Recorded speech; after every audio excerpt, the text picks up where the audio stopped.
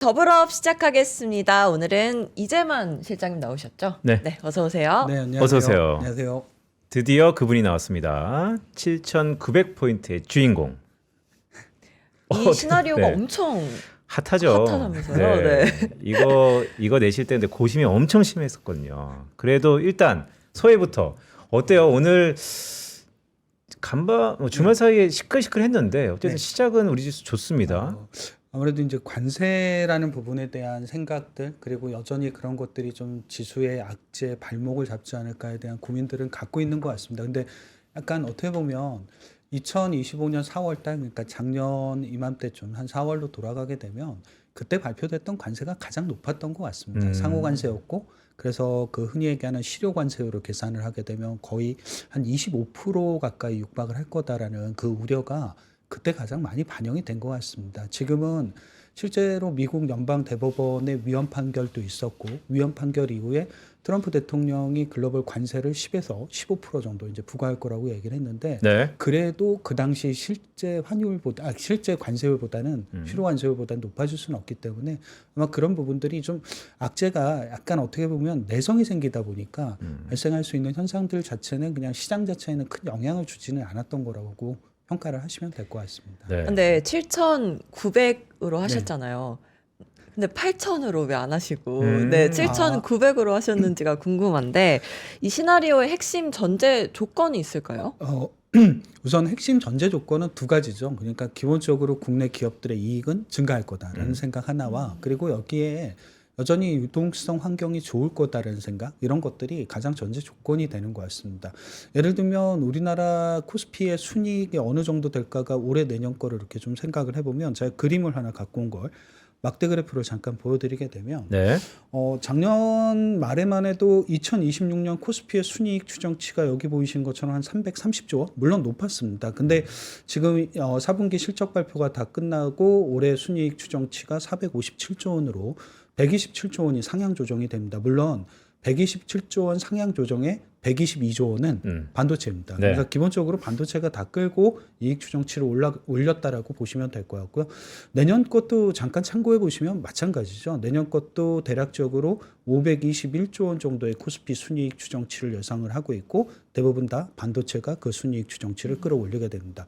그래서 올해하고 내년 같은 경우가 우리나라 코스피 내 반도체 순이익 비중이 무려 55에서 56% 정도까지 상승하게 됩니다. 가장 이익 추정치의 상향 조정의 근간에는 반도체가 있었다라는 부분 그리고 유동성이라는 부분들 자체는 물론 글로벌 유동성을 측정하는 데는 굉장히 여러 가지 데이터가 있겠습니다만 여기 보이시는 진한 초록색이 글로벌 유동성 데이터로 보시면 됩니다. 그러니까 한국하고 미국, 일본, 중국 12개 국가의 M2를 합산을 하게 되면 현재 118조 달러. 네. 여기 보이시는 118조 달러는 사상 최고치를 경신하는 금액이기도 합니다.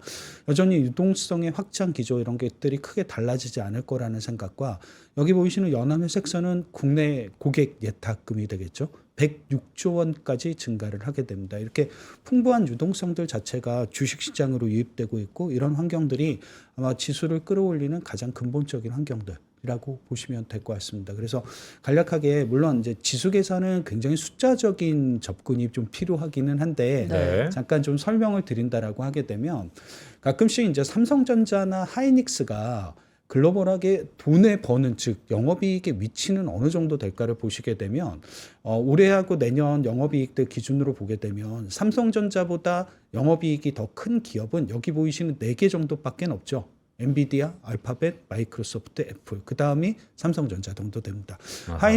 하이닉스 역시도 영업이익 기준으로 하게 되면 올해하고 내년 글로벌하게 보면 5번째, 6번째로 이익을 많이 내는 기업입니다.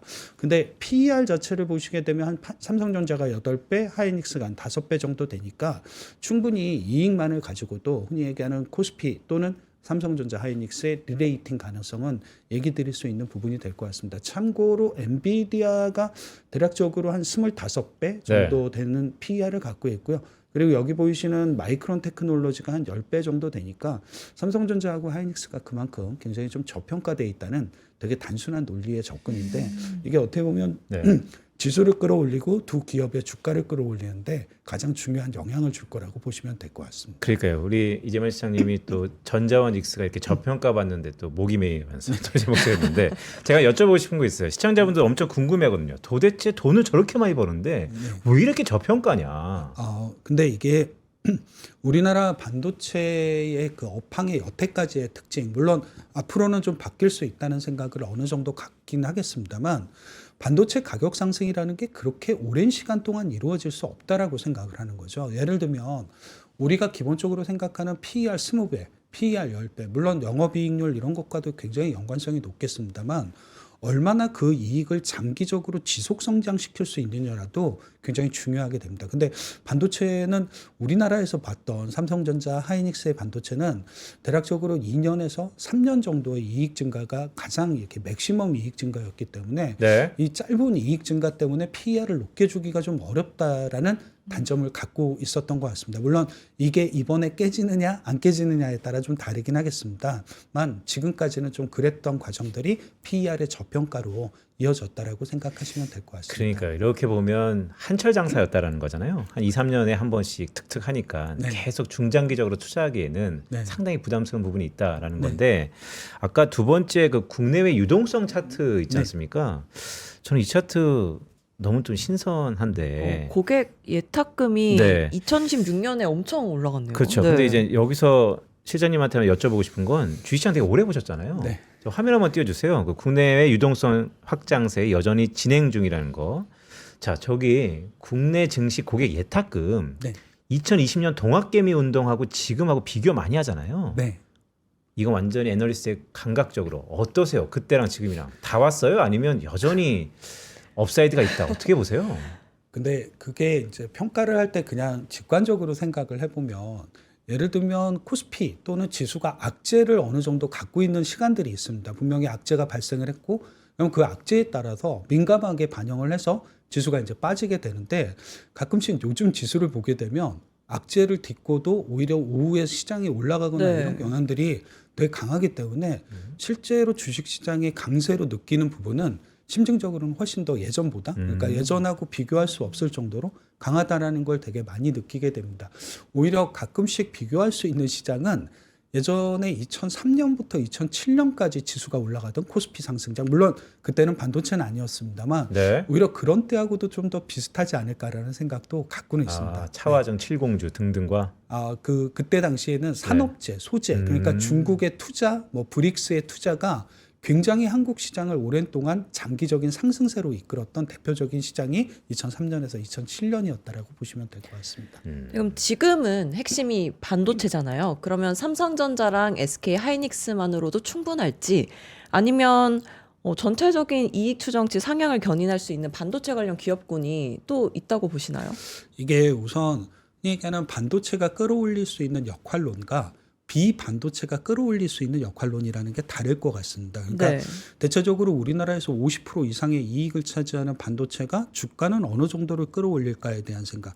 아마 낮게 잡아도 기대 수익률을 거의 반도체는 29% 정도 내외, 그리고 좀 높게 잡는다라고 하게 되면 좀 대략적으로 PER 이런 것들을 좀 감안을 하게 되면 네. 거의 한 75% 가까이도 반도체는 상승할 수 있다는 생각을 갖게는 되는 부분이 있습니다. PER을 굉장히 높게 주지 않았음에도 불구하고 이익 규모가 너무 크다 보니까 실제로 이 정도의 상승 여력은 상단으로까지도 계산이 가능해지게 됩니다. 근데 다만 비반도체 쪽도 이익이 증가를 하게 됩니다. 꼭 반도체만 증가를 하는 게 아니기 때문에 비반도체 쪽의 이익 증가들을 감안을 하게 되면 한 최소한 16%에서 최대 많으면 한 21% 정도가 비반도체 업종이 우리나라 코스피를 이끌 수 있는 폭이라고 보시면 될 것 같아요. 그래서 네. 양쪽이 갖고 있는 시가총액 비중, 즉 반도체가 대략적으로 한 41% 그리고 나머지 비반도체 쪽이 51% 이렇게 보게 되면 아까 보셨던 기대 수익률의 약간의 시가총액 비중들을 곱하게 되면 최소 코스피가 5,500포인트를 기준으로 했을 때 대략 한 21% 정도, 그러면 이제 이 시나리오에서는 코스피의 상단이 한 6,650포인트 정도, 그리고 아까 말씀드렸던 멀티플을 이제 상승한다는 생각에 네. 조금 더 높게 준다라고 하게 되면 여기 보이시는 것처럼 5,500포인트를 기준으로 했을 때 코스피는 한 43% 정도의 기대 수익률, 그래서 7,800 대략적으로 한 70포인트 정도가 이제 그 흔히 얘기하는 코스피의 상단으로 보실 수 있는 두 번째 시나리오가 되는 것 같습니다. 그러니까 이제 산수를 좀 해보면 우리 전자닉스가 지금 한 35% 정도 되죠 코스피에서. 네. 그러면 지수가 40% 정도 뜨려면 전자닉스는 거의 한 100% 뜨는 거 아니에요? 이렇게 가장 좋은 시나리오로 하게 되면 네. 지금보다는 2배가. 그러니까요. 지금의 2배요? 네. 그러면 더블 밸류. 40만 닉스에 40만 전자에 200만 닉스인 건가요? 그러니까 거의 이제 네. 근접할 정도로 가야지 저 정도 나온다라는 네. 이제. 근데 이제 다른 업종들의 역할론도 있습니다. 예를 들면 아까 잠깐 말씀 주신 것처럼 반도체가 올라갈 때 삼성전자만 꼭 올라가는 건 아니고, 물론 하이닉스만 꼭 올라가는 건 아니고 그 밑에 밸류체인 기업들이 있겠죠. 예를 들면 네. 삼성전기도 있을 수 있고, 예를 들면 어떻게 보게 되면 반도체 소부장이라고 불리는 쪽들, 이런 쪽들로도 충분히 심리가 확산이 될 수 있다는 점들을 생각을 하시면, 물론 그들은 전자나 닉스만큼 시가총액이 크진 않겠습니다만 네. 반도체를 전체적으로 더 밸류업 시킬 수 있는 중요한 요인이 되는 건 확산 효과도 어느 정도 좀 생각을 해두실 필요가 있지 않을까라고 보고는 있습니다. 그러니까요. 참 작년부터 보면 그냥 주식 투자가 전자닉스처럼 항등식이 돼버렸는데 올해 정부가 6월 달부터 또 삼성전자, SK하이닉스, 현대차 단일 종목 레버리지 상품까지 낸다고 하니까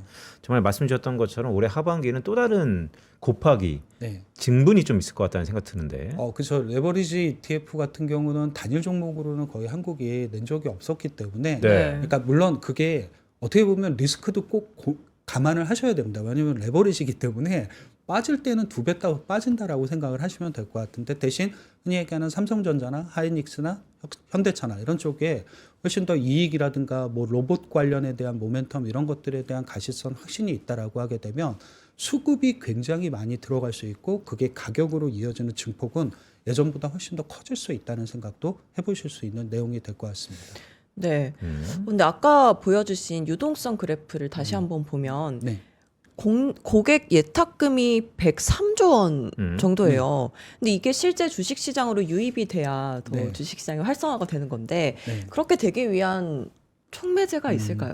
이게 어떻게 보게 되면 촉매자라 하면 물론 네. 그런 게 있겠죠. 정부의 정책적인 역할, 그리고 흔히 얘기하는 최근에 나오고 있는 뭐 상법 개정에 관련된 거, 그러니까 기업들의 배당 성향, 자사주 매입과 소각 이런 것들을 늘리는 거는 굉장히 중요한 포인트가 되는 것 같습니다. 그래야 시장에 대한 안전마진, 신뢰도 이런 것들은 높아진다라고 보시면 될 것 같아요. 대신 또 하나의 유입 촉매제는 여러 가지로 측면으로 봤을 때, 네. 예를 들면 시중에 금리가 떨어진다? 이런 것들도 유입의 촉매제가 되겠죠. 네. 금리가 떨어질 땐 성장률이 낮아질 거라는 우려들 때문에 기본적으로 성장률이 높은 뭐 주식시장의 일부 기업들 또는 좋은 기업들로 자금이 다시 한번 들어갈 수 있는 계기가 되게 됩니다.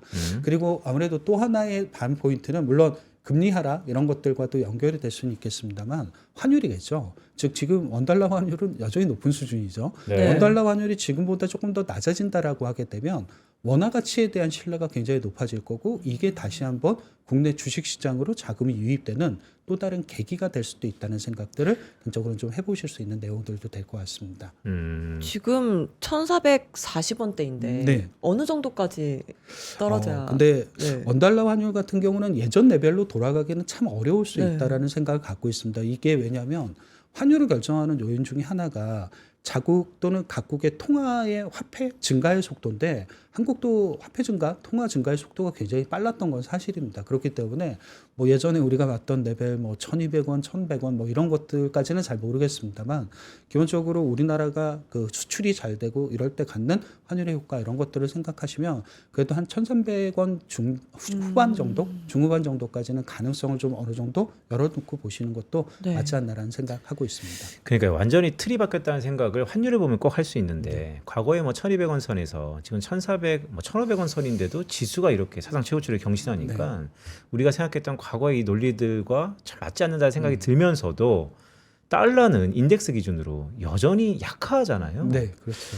달러가 약하면 유동성이 풀린다. 이런 어떻게 보면 항등식 같은 방정식인데, 그랬을 때도 반도체입니까? 여러 가지 밸류에이션의 변화가 좀 있잖아요. 우선 기본적으로 반도체는 원달러 환율이 떨어져도 금리가 떨어져도 항상 상당히 유리한 편이긴 했었습니다. 이게 대체적으로 우리나라 지수를 설명할 때 반도체를 빼고 설명하기도 어렵고, 그리고 글로벌 전체적으로 보게 되면 금융위기 이후에, 즉 2008년 금융위기 이후에 결국 세상을 진보시키고 기술을 발전시켰던 대부분의 그 아주 중요한 핵심이 다 IT 쪽에 있습니다. 그게 반도체냐 하드웨어냐 소프트웨어냐만 바뀌었고 실제로 IT 쪽에 있다 보니까 그게 달러가 약세건 금리가 떨어지건 크게 상관없이 대부분 다 주도주의 역할을 좀 했었던 특징들을 갖게는 되는 것 같습니다. 물론 그런 생각은 좀 해보게 되죠. 혹시 금리가 떨어질 때, 혹시 달러가 약해질 때 물론 반도체를 제외한 또 다른 업종들이 부각은 될 수 있습니다.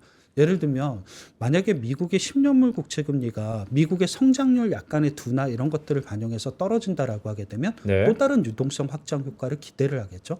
그때 반도체 말고 유동성 확장으로 인해서 주가의 상승 탄력 또는 멀티플 밸류에이션 이런 쪽이 빨리 오르는 업종이 뭘까냐라는 걸 보면 여기 보이시는 우리나라 기계 업종이라든가 여기 보이시는 우리나라 화학 업종, 여기 보이시는 우리나라 하드웨어, 즉 기계 같은 경우는 대부분 다 미국의 전력기기 관련된 기업들이 포함이 될 거고 화학 업종은 기본적으로 아시는 것처럼 우리나라 뭐 대한유화라든가 롯데케미칼 이런 기업들이 포함이 되고 하드웨어는 삼성전기라든가 이런 기업들이 포함이 되게 됩니다. 아마 이런 기업들이 반도체하고 같이 짝을 이뤄서 올라갈 수 있는 가능성 이런 것들을 좀 보실 수도 있고 오른쪽에 막대 그래프는 한번 참고해 보시면 원화가 강세로 간다면 달러 대비 그러면 네. 반도체 말고 또 어떤 것들이 PER을 빨리빨리 올리고 심리적인 개선이 빨라질까는 여기 보이시는 조선증권이 아주 대표적입니다. 그리고 끝에 보이시는 철강이라든가 이런 기업들도 네. 상당히 좀 유리할 수 있다는 생각. 약간 이런 철강이요? 것들이 네. 오. 왜냐하면